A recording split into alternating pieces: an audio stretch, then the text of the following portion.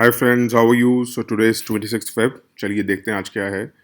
एक तो page one पे आप देख रहे होंगे, मेरा कराने का बिल्कुल अभी मन नहीं था, बट मुझे लगा कि आपको ये ना लगे कि सर भूल गए या सर ने इम्पोर्टेंट न्यूज़ मार्क नहीं करी, क्योंकि आज इसको कराने का मन इसलिए नहीं था क्योंकि इसकी जो डिटेल न्यूज़ है वो कल आएगी या परसों आएगी। बट फिर भी मैं आपके लिए मेंशन कर रहा हूँ कि जैसे जो आया है द गवर्नमेंट, ये एक नया बिल लेके आई है, इंफॉर्मेशन टेक्नोलॉजी रूल्स लेके आई है रिगार्डिंग डिजिटल मीडिया और ओटीटी को। ठीक है, ताकि इसमें जो इसको रेगुलराइज कर रहे हैं बेसिकली, तो इसको अभी पढ़ने की ज़रूरत नहीं है, क्योंकि आप चाहे पेज वन पे देखें चाहे पेज एट पे देखें, आप न्यूज़ में देखें चाहे किसी में भी देखें, इनकी क्या है, एक दो दिन में और डिटेलिंग होगी। उसके बाद you will get good content in editorial page या कहीं भी आएगा, बहुत डिटेलिंग में आएगा, अच्छा आएगा। इसके रेपरकशंस आएंगे, प्रॉज आएंगे, कॉन्स आएंगे, तब हम इसको देखेंगे क्या है ये रूल्स, क्या ये नहीं है। अभी इसको टीयर थ्री में आया है, टीयर टू के साथ ये है, ग्रेड वन ये है, उसको पढ़ने की अभी ज़रूरत नहीं है। आप इसको कल या परसों में पोस्टपोन करिए, जब इसकी प्रॉपर आएंगी तब हम बात करेंगे। ठीक है। एक पेज वन पे आपने देखा होगा सेम सेक्स मैरिज को लेके सेंटर ने अपोज किया है इसको दिल्ली हाई कोर्ट में, क्योंकि एक पिटिशन फाइल थी। तो उन्होंने कहा था कि चलिए ठीक है, सेक्शन 377 ने करा है, बट ये एक कंप्लीट हैवॉक पैदा कर देगा पर्सनल लॉज जो कंट्री में चल रहे हैं उनको लेके। ठीक है।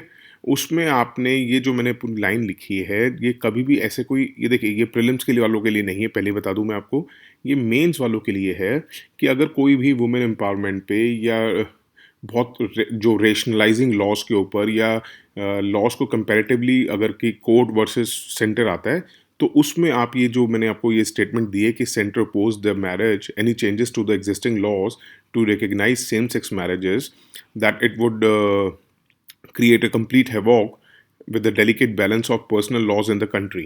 ठीक है, it said in Delhi high court, आपने लिखना है the 2018 landmark judgement of supreme court decriminalising section 377। ये आपको बेसिकली जो करना है, जब आप कंपेयर करें लॉज को या कोर्ट वर्सेस उसमें आए, तो आपने लाइन लिखनी है। प्रीलिम्स वालों के लिए नहीं है, सिर्फ मेंस वालों के लिए है। और एक एडिटोरियल पे था कि जो प्राइवेट सेक्टर की पार्टिसिपेशन हो रही है या लेके आए हैं उनको, रोप किया है उनको वैक्सीनेशन के प्रोग्राम में, ये that is not important for prelims. Mains वाले इसको क्या कर सकते हैं, जब पब्लिक प्राइवेट पार्टनरशिप पे कोई आए या गवर्नमेंट का कोई क्वेश्चन आए कि they are involving more private partnerships या मोर प्राइवेट सेक्टर्स, तो उसमें आप ये पॉइंट, ये सिर्फ मैं वही बता रहा हूँ, कभी भी आप जैसे नोट्स बनाए ना, एक तो मेंस के लिए आप अपना रजिस्टर अलग बनाइए, करंट अफेयर्स का, प्रीलिम्स के लिए अलग बनाइए।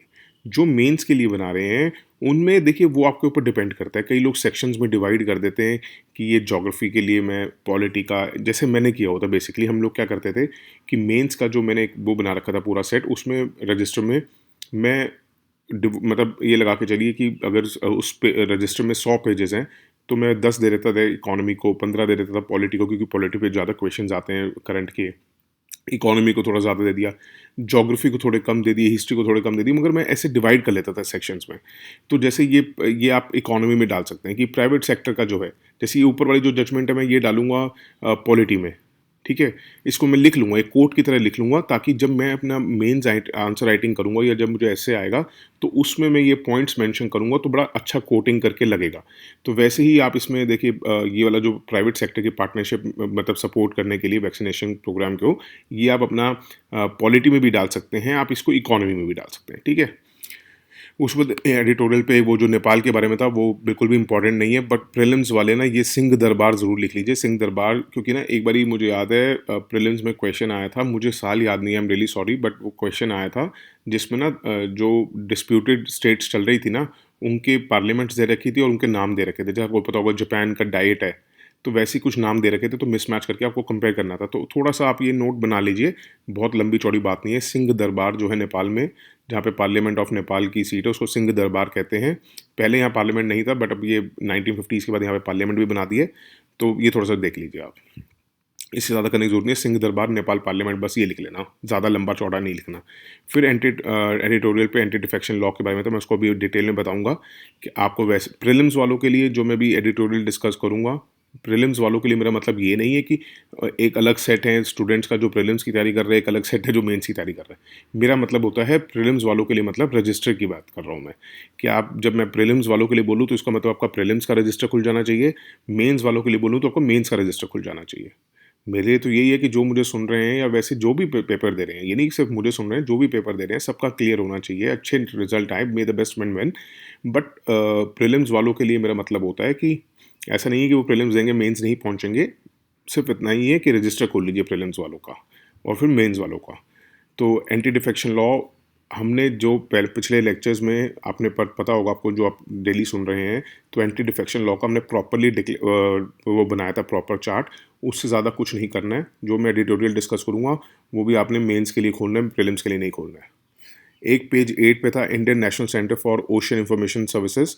ये उसको लेकर था जो मैपिंग कर रहे हैं या सर्वे कर रहे हैं अंडमान और लक्षद्वीप का, वो नहीं देखना है हमें। बेसिकली ये देखना है ये किसके मिनिस्ट्री के अंडर आता है। It comes under ministry of earth sciences.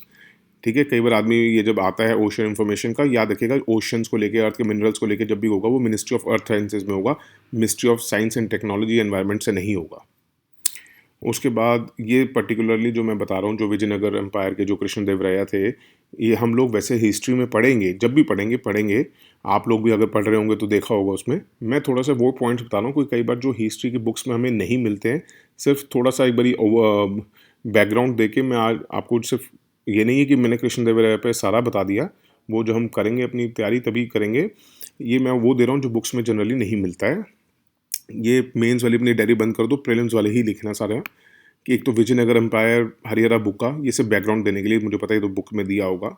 ये हम्पिंग की कैपिटल थी और दे सर्व अंडर वीर बलाला, होयसाला किंग के अंडर सर्व करा था इन्होंने। उसके बाद विजयनगर एम्पायर 4 इंपॉर्टेंट डायनेस्टीज़ में थी, संगमा, सलुवा, तुलुवा, अराविडु। ये हरिहरा बुक का जो थे ये संगम डायनेस्टी के थे, और जो कृष्णदेवराय थे वो तुलुवा के थे। ठीक है, संगमा, सलुवा, तुलुवा, अराविडु, SST करके हमने याद कर रखा था, कई बार बोला तो याद हो जाता है। तो कृष्णदेवराय जो थे तुलुवा डायनेस्टी के थे। लार्ज टैंक्स, कैनाल्स बनाए इन्होंने। नेवल पावर को बहुत डेवलप किया था इन्होंने, क्योंकि वो समझते थे कि ओवरसीज ट्रेड की बहुत वैल्यू है, तो इसलिए उन्होंने फ्रेंडली रिलेशंस बनाए पोर्टुगीज़ और अरब ट्रेडर्स के साथ। इनका साल देख के अगर आपको कई बार लगेगा कि यार उस टाइम अरब ट्रेडर्स या उनके साथ बनाया होगा, तो याद रखना क्या था। उन्होंने आर्ट एंड आर्किटेक्चर को पैट्रनाइज किया था। जब भी ऐसा कोई क्वेश्चन है तो याद रखिएगा, जितने भी हमारे मिडिवल हिस्ट्री में जितने किंग्स रहे हैं, वैसे तो अर्ली हिस्ट्री में भी, जब भी अगर आपके ऊपर 4 ऑप्शंस में एक ऑप्शन ये आए ना कि दे पैट्रनाइज्ड आर्ट एंड आर्किटेक्चर, उसको हमेशा ठीक ही मानेगा, क्योंकि जितने भी किंग्स हुए हैं उन सब ने किया ही है इसको पैट्रनाइज। कृष्णदेवराय ने ही रोट अमुक्त मलयाड़ा इन तेलुगु और उषा परिणयम एंड जम्बावती कल्याणम इन संस्कृत। ये बहुत इंपॉर्टेंट है, जम्बावती कल्याणम, उषा परिणयम और अमुक्ता मलयाला। इससे एक तो ये बात पता चलती है ही was well versed in Telugu as well as in Sanskrit. तो ये पॉइंट इंपॉर्टेंट है, ये जरूर लिखिए। और ही ऑल्सो फाउंड एक उन्होंने सबब, जिसको हम कभी अगर फॉरेन गए हों तो वहाँ पे जो एरियाज़ होते हैं ना, जो मतलब सिटी से थोड़ी बाहर होते हैं, गांव के नहीं, जो सिटी से थोड़ी बाहर होते हैं, वहाँ पे बड़ा मॉडर्न टर्म यूज़ करते हैं, suburbs. I live in this suburb, I live in that suburb. तो उन्होंने भी एक सबर्ब टाउनशिप बनाई थी, नागलापुरम, आफ्टर हिज मदर का नाम था उनके नागलापुरम होगा, मतलब मेरे ख्याल से। एक इनका जो देखने वाली बात है वो अष्टदिग्गज, जैसे हमारे अकबर के में नवरत्न थे, वैसे ही हमारे कृष्णदेवराय के अष्टदिग्गज थे। उसमें आप इनका नाम यहाँ ध्यान से पढ़िएगा, अल्लाह सानी पे, देखिए तेनाली रामाकृष्ण, हम तो सीरियल देख देख के सबको पता होगा, इनके नाम याद रहे ना रहे, पढ़ लेना, क्या पता उस टाइम याद आ जाए। एक अल्लाह सानी पेदन्ना याद रखिएगा, इन्होंने मनु चरित्रम लिखी थी, और इनको आंध्र का बहुत बड़ा कवि पितामह कहा जाता था, इसलिए इनका नाम याद रखना, अल्लाह सानी पेदन्ना। और एक ये नाम जरूर याद रखना, नंदी थिमन्ना, इन्होंने लिखी थी परिजता पहारनम। ठीक है, ये थोड़े से नाम आपको मैं मानता हूँ डिफिकल्ट लगेंगे, थोड़ा लिख के रख लीजिए। ये नहीं है आपको, you don't have to learn it और समथिंग, मेमोराइज इट। कई बार क्या होता है, कई चीज़ें आपको लिख लेनी चाहिए, कि जब आप रिवीजन कर रहे होंगे ना, देखिए 5-6 बार 7 बार रिवीजन तो करेंगे आप करंट अफेयर्स की, तो जब आप रिवीजन करेंगे ना, तो आप जब उन नामों के थ्रू हो जाएंगे तो आपको याद आ जाएगा कि क्या थे क्या नहीं। मतलब आपको जब पेपर में लिखा हुआ दिखेगा तो आप उसको रिकग्नाइज कर लेंगे, मेरा मतलब ये है, इसलिए आप लिख लीजिए करिए। उसके बाद ये एडिटोरियल का है, तो प्रीलिम्स की डायरी कर दो बंद, अब खोल लो मेंस की। The absurdity of the anti defection law. मैं आपको इसका बताने जा रहा हूँ कि अगर आपने क्वेश्चन अब जब अटेम्प्ट करना है, ऐसे क्वेश्चन देखिए, आपको डायरेक्ट एंटी डिफेक्शन लॉ का आएगा नहीं आएगा ऐसा ज़रूरी नहीं है। करंट सिचुएशंस को लेके भी आजकल ना क्वेश्चन को इलेबोरेट कर देते हैं कि elaborate your answer on this type of situation, या कभी कभी ऐसे में दिया होता है कि पॉलिटिकल पार्टीज़ का जो आजकल चल रहा है लफड़ा, आपने पुडुचेरी में देखा, एमपी में हुआ, राजस्थान में भी होने वाला था, कर्नाटका में भी हुआ, जहाँ जहाँ भी हो रहा है, तो उसके बारे में कुछ अपने विचार लिखो या कुछ भी अपने, you have to express your views, elaborate करो इस कंडीशन को। तो कई बार, हर बार ज़रूरी नहीं है सिचुएशन को कि प्रॉज कॉन्स लिखें। Sometimes you have to be very opinionative, कि आपको अपनी ओपिनियन रखनी चाहिए जिस चीज़ के प्रोज नहीं है। अगर मैं आपको सपोज ये कहूँ कि एक आदमी ने दूसरे को चाकू मार दिया, तो उसमें ज़रूरी नहीं है कि आप डिप्लोमेटिक आंसर दो कि नहीं उसकी मजबूरी थी, ये था वो था। वो सरासर गलत है। तो ये देखिए, मैं हर क्वेश्चन में नहीं कहूँगा, in every question you have to be very balanced when you are writing, मगर कई क्वेश्चंस डिमांड करते हैं कि आप अपनी ओपिनियन रखो कि हाँ ये चीज़ गलत है तो गलत है। हर चीज़ में आप डिप्लोमेट नहीं बन सकते हैं। तो 10 में से 20 में से एक क्वेश्चन ऐसा ज़रूर होता है जिसमें आपको अपनी ओपिनियन रखनी होती है, ज़रूरी नहीं है कि आप अच्छे बनो उसमें। तो एंटी डिफेक्शन लॉ का जब भी आए, तो एंटी डिफेक्शन लॉ का सीधा सीधा पहले तो आपने एंटी डिफेक्शन लॉ क्या है जो हमने पहले लेक्चर्स में बनाया हुआ है वो ही डालना है, anti defection law, what is anti defection law. फिर उसके बाद आप ये लिख सकते हैं कि वो सारा हमने उसमें लिखा ही था कि was included in 10th schedule 1985 में। उसके बाद आप क्या लिखेंगे कि the provision was not only limited to confidence motions और money bills, it applies to the all votes in the house.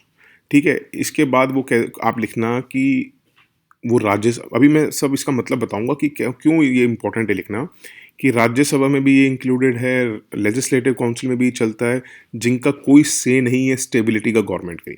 मतलब फिर आप लिखिएगा दैट मीन्स एमपी और MLA has absolutely no freedom to vote their judgement on an issue. उनको basically सीधा सीधा blindly follow करनी है अपनी डायरेक्शन पार्टी की, जो जब से ये एंटी डिफेक्शन लॉ आया है। क्यों? This provision goes against the concept of representative democracy.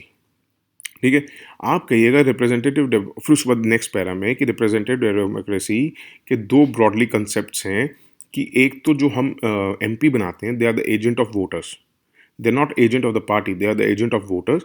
और उनको एक्सपेक्ट किया करते हैं हम कि वोट करें according to the wishes and benefits of their constituency. उसके बाद या अगर वो नहीं कर सकते तो उनको the other point is towards the broader public interest, उनको ये काम करना है। मगर एंटी डिफेक्शन लॉ ने उनको कॉन्सेप्ट को टर्न कर दिया है, और अब एमपी जो रह गया है, ना तो वो कॉन्स्टिट्यूंसी का डेलीगेट रह गया है, ना वो एक नेशनल लेजिस्लेटर रह चुका है। अब वो सिर्फ एक एजेंट बन गया पार्टी का, क्योंकि अगर उसने पार्टी विशेस के अगेंस्ट अगर वोट कर दिया तो वो एंटी डिफेक्शन लॉ के अंडर उसको रिज़ाइन करना पड़ जाएगा या उसको एक्सपेल कर दिया जाएगा। ठीक है, तो आप जैसे ये पॉइंट्स मेंशन कर रखा है कि हम ये समझते हैं कि एक डेमोक्रेसी को वो रिप्रेजेंट करते हैं, रिप्रेजेंटेटिव डेमोक्रेसी को, तो उनका अधिकार है कि वो उस बिल्स को सपोर्ट करें या उस बिल्स के अगेंस्ट जाएं जो उसकी कॉन्स्टिट्यूंसी या नेशनल पब्लिक इंटरेस्ट के अगेंस्ट है या साथ में है। बट अब वो अपनी विशेस के अगेंस्ट जा रहे हैं और सिर्फ ब्लाइंडली उनको अपनी पार्टी को फॉलो करना है। उसके बाद आप लिखना कि जो लेजिस्लेटर है he should be accountable to voters and the government is accountable to the legislators. क्योंकि गवर्नमेंट अकाउंटेबल कैसे है कि गवर्नमेंट को नो कॉन्फिडेंस मोशन या कॉन्फिडेंस मोशन के लिए वोट्स चाहिएंगे लेजिस्लेटर्स के, इसलिए government is accountable to the legislators. In India, this chain of accountability has been broken by making legislators accountable primarily to the party. ये लिखेंगे line. उसके बाद आपने लिखना है कि जब हमारा ड्राफ्ट कॉन्स्टिट्यूशन आया था, बी आर अम्बेडकर ने कहा था, ये देखिए मैंने आपको कहा था ना कि क्वेश्चन को हिस्ट्री से भी जोड़ना, क्वेश्चन को ये तो पॉलिटी से तो अभी तक हमने जोड़ ही लिया है, अभी मैं बताऊंगा कि कैसे इसको ज्योग्राफी से जोड़ना है, हर चीज़ में बताऊंगा आपको। तो अब हिस्ट्री से हम कैसे जोड़ेंगे इसको, ये नहीं है हिस्ट्री में आपने कुछ और बात करनी, हिस्ट्री मतलब कॉन्स्टिट्यूशन की हिस्ट्री। तो हिस्ट्री में आप जाएंगे तो आप लिखेंगे कि जब कॉन्स्टिट्यूशन ड्राफ्ट हुआ था तो डॉक्टर बी आर अम्बेडकर ने डिफरेंस बताया था कि प्रेसिडेंशियल और पार्लियामेंट्री फॉर्म ऑफ गवर्नमेंट का। उन्होंने कहा था कि प्रेसिडेंशियल फॉर्म में हाईएस्ट स्टेबिलिटी है बट अकाउंटेबिलिटी बहुत लोअर है। ठीक है, मगर पार्लियामेंट्री फॉर्म ऑफ गवर्नमेंट में गवर्नमेंट जो है अकाउंटेबल है और ऑन डेली बेसिस, क्योंकि क्वेश्चंस भी होंगे, क्वेश्चन आर होता है, मोशंस भी होंगे, बिल्स भी पास करने हैं, and they can be removed any time जब वो सपोर्ट लूज कर देंगे लोकसभा में। बट ड्राफ्टिंग कमेटी ने कहा था हम तब भी प्रेसिडेंशियल फॉर्म नहीं ले रहे हैं, हम पार्लियामेंट्री फॉर्म ले रहे हैं, because even at the cost of stability, क्योंकि एंटी डिफेक्शन बिल जो है वीकेन कर देता है अकाउंटेबिलिटी मैकेनिज्म को। ठीक है, क्योंकि उनकी अपनी पार्टी के लोग तो पूछेंगे नहीं, आज बीजेपी जो है मेजोरिटी में है, आज उनके अगर 350 सीट्स हैं, वो 350 उनको पता है कि 350 के 350 वोट देंगे। आज अगर ये फार्म बिल्स लाए हैं या NTCA लाए हैं, हो सकता है कि उनकी पार्टी के कुछ लोग एतराज़ करते हो, या वो जिस कॉन्स्टिट्यूंसी से आते हैं वहाँ के लोगों को ये ज़रूरी मतलब सपोर्ट ना करते हो। सपोज़ करिए जो उनके हरियाणा के, यूपी के, पंजाब के MPs होंगे बीजेपी के, वो they are against farm laws. मैं एक सपोज करने की बात कर रहा हूँ। बट अगर जब वो बिल आएगा तो बिल आया तो उनको वो हाँ करनी पड़ी, क्योंकि वो पार्टी के विप्स के खिलाफ नहीं जा सकते। तो उसमें क्या होता है कि मतलब इसका मतलब वो अपनी डेमोक्रेसी को, अपनी कॉन्स्टिट्यूंसी को रिप्रेजेंट नहीं कर रहे हैं, वो बेसिकली पार्टी को फॉलो कर रहे हैं। तो हमने कहा था कि हमें, जब कॉन्स्टिट्यूशन ड्राफ्ट किया था तो उस टाइम हमने कहा था कि हमें स्टेबिलिटी नहीं चाहिए गवर्नमेंट की, हमें चाहिए अकाउंटेबिलिटी ज़्यादा। बट जब से एंटी डिफेक्शन बिल आया है उसने अकाउंटेबिलिटी को इतना वीकेंड कर दिया हमारे मैकेनिज्म को, जो हमारे कॉन्स्टिट्यूशन मेकर्स ने बेसिकली बनाया इसलिए था कि स्टेबिलिटी अगर चाहिए होती तो वो तो फिर प्रेसिडेंशियल फॉर्म ऑफ गवर्नमेंट ले आते। ठीक है, तो अब हम बात करें तो स्टेबिलिटी के लिए करा था। अब ये कहते हैं ना कि ये, मगर अगर हम कहें कि ये स्टेबिलिटी के लिए, फिर उसके बाद हम लिख सकते हैं कि एंटी डिफेक्शन बिल जो लाया था इसने वीकेंड तो करा है अकाउंटेबिलिटी मैकेनिज्म को भी, बट इसने स्टेबिलिटी को भी वीकेंड कर दिया। अगर हम सोचें स्टेबिलिटी के लिए आए थे, क्यों? क्योंकि पॉलिटिकल सिस्टम्स ने अपनी टॉपल करने के लिए, गवर्नमेंट को निकालने के लिए उसका भी एक जुगाड़ निकाल लिया है, उसके भी वे आउट्स निकाल लिए हैं। फिर आप जोग्राफी से कैसे रिलेट करेंगे, फिर आप इसमें एग्जाम्पल्स देंगे, लाइक पुंडुचेरी। दिस वीक लिखने की जरूरत नहीं है, देखिए पुंडुचेरी, उसमें वो क्या करते हैं कि आजकल they do through resignations. The Constitution was amended to ensure that any person disqualified for defection cannot get ministerial post unless they are re-elected। मगर उन्होंने आजकल क्या कर लिया है कि वो रिज़ाइन कर देते हैं पार्टी से, और रिज़ाइन कर देते हैं मेंबरशिप से, और rather than voting against the party. उससे क्या होता है कि अगर वो वोट नहीं कर रहे हैं अगेंस्ट द पार्टी तो वो डिफेक्शन की उसमें भी नहीं आती है, सीधा सीधा रिज़ाइन कर देते हैं। तो एक अदर वे आउट ये निकल चुका है। दूसरा हम कहेंगे कि एक ये हुआ था कि जो भी एंटी डिफेक्शन लॉ के तहत उनको, जिनको निकाला जाता है, उसमें जो है उनको मिनिस्ट्रियल पोस्ट नहीं मिलेगी, उनको दोबारा री इलेक्ट होना पड़ेगा। मगर हम ये देख रहे हैं कि जो स्पीकर होता है वो रूलिंग पार्टी से होता है, तो जो ऑपोजिशन पार्टीज़ के MLAs टूट के यहाँ MPs टूट के आते हैं, उनको क्या होता है कि एंटी डिफेक्शन लॉ में जो डिस्क्वालीफाई करने का डिसीजन होता है वो स्पीकर का होता है, फाइनल डिसीजन। उसमें क्या होता है कि डिसीजन अगर रूलिंग पार्टी में ही आ रहे हो आप, तो स्पीकर जो है वो डिले कर देता है उनको एंटी डिफेक्शन लॉ के अंडर उनको एक्सपेल करने में। तो और उनको बल्कि ऑपोजिशन पार्टी वालों को ही मेंबर्स, मिनिस्टर्स बना दिया जाता है। फिर आप इसको ज्योग्राफी से जोड़ेंगे कि जैसे आप आंध्र प्रदेश का लास्ट असेंबली का रिजल्ट देख सकते हैं, उसमें जो ऑपोजिशन पार्टीज को छोड़ के गवर्नमेंट में आए उनको मिनिस्टर्स बना दिया गया, और स्पीकर ने डिले करता रहा डिसीजन को अपने। इसमें कहो फिर आप लिखेंगे कि सुप्रीम कोर्ट ने भी इसको प्लग करने की कोशिश की थी, ताकि कि स्पीकर को डिसीजन लेना है 3 मंथ्स के अंदर, मगर उसके बाद भी इट इज़ नॉट क्लियर कि अगर स्पीकर 3 महीने में डिसीजन लेता तो क्या होगा। फिर आपने लिखना है the premise that the anti defection law is needed to punish legislators who betray the mandate given by the voters also seems to be flawed. कि अगर आज सपोज कोई कांग्रेस से खड़ा था और लोगों ने वोट उसको दिए थे कि वो कांग्रेस से खड़ा है, और वो पहुंच जाता है असेंबली में, और फिर वो एंटी डिफेक्शन लॉ के तहत उसको निकाल दिया जाता है। जैसे आप MP में वो आपने देखा होगा कि कांग्रेस से जो छोड़ के गए थे, उन्होंने जब दोबारा इलेक्शन लड़ा तब भी वो जीत गए। देखिए, if the voters believe that they have been betrayed but they can vote them out in the next election. However, we have seen many of the defectors in states such as Karnataka and Madhya Pradesh being re-elected in the by-polls which were held due to their disqualification। कि उनको भी चुन चुन के लाया जा रहा है। मतलब इस टाइम इसका मतलब जो वो बेटरे, हम सोचा था कि वोटर्स को बेटरे कराए, पार्टीज कह रही हैं वोटर्स को बेटरे कराए, दोबारा इलेक्शन कराओ, तब भी वो जीत के आ रही हैं। तो उसके बाद आप अब लास्ट में कंक्लूजन में रख सकते हैं, इसका मतलब आपने ज्योग्राफी से जोड़ दिया। अगर आप इकोनॉमी से बात करें जोड़ने की, तो आप कह सकते हैं कि दोबारा जो इसमें नहीं लिखा है, इकोनॉमी से कैसे आप जोड़ेंगे कि दोबारा इलेक्शंस होते हैं तो एक्सपेंसेस होते हैं, मोरल कोड ऑफ कंडक्ट लग जाता है, तो उस वजह से कई स्कीम्स रुक जाती हैं। तो ये चीज़ें आप मेंशन कर सकते हैं। ठीक है, उसके बाद आप लास्ट में कंक्लूजन में लिखेंगे the anti defection law has been detrimental to the functioning of our legislatures as deliberative bodies which hold the executive to account on behalf of citizens. That's it. इसके बाद में अब आप सोचेंगे कि इसके प्रोज क्यों नहीं बताए। देखिए, कई चीज़ों के अगर प्लस पॉइंट है ही नहीं, अगर इतना प्लस पॉइंट होता तो ये हमारे ऑलरेडी सरकार या जो कॉन्स्टिट्यूशन मेकर्स थे वो पहले ले आते। But it was introduced in 1985, क्योंकि आपको ही पता उस टाइम कांग्रेस और ये जो बाकी सारे दल मिले हुए थे उनकी बड़ी खींचतान चल रही थी। वो अपनी पार्टी में उसको खींच रहा था, वो उसको अपनी पार्टी में खींच रहा था। तो उस वजह से उस टाइम लेके आया गया था। 2002 में भी उसको जो स्ट्रेंथन किया गया था वो इसी वजह से किया गया था। तो कई चीज़ों के प्लस पॉइंट्स नहीं होते हैं। Sometime you have to be very opinionative, कि आपने अपनी ओपिनियन रखनी है कि नहीं ये गलत है तो गलत है, अगर ये सही है तो सही है। आप दोनों बातें नहीं कर सकते। और आपको करीबन करीबन एक आधा क्वेश्चन किसी किसी पेपर में ऐसा मिलेगा जिसमें आप प्लस माइनस नहीं लिखेंगे, क्योंकि अगर वो पढ़ने वाला देख रहा होगा, वो आपके व्यूज़ चाह रहा है, वो कहेगा यार ये प्लस भी लिख रहा है, इस चीज़ के माइनस भी लिख रहा है। तो देखिए, जिस जगह बैलेंस की ज़रूरत नहीं है उस जगह आपको बैलेंस करने की ज़रूरत नहीं है। आपको या तो ऊपर जाना है या तो नीचे जाना है, ठीक है? उसमें आप बीच में नहीं रह सकते। बीच में रहोगे तो फँस जाओगे। Okay, that's it for today. Thank you so much for listening. अगर कोई भी का डाउट है या कुछ पूछना है, आप अपनी क्वेरीज़ में पूछिए। अब मुझे अच्छा लगता है बल्कि अगर क्वेश्चंस आते हैं कि हाँ, लोग मतलब इतना ध्यान से सुन रहे हैं, तो आप पूछ सकते हैं, कुछ भी पूछना है तो। Thank you so much. Have a good health. Take care. Bye.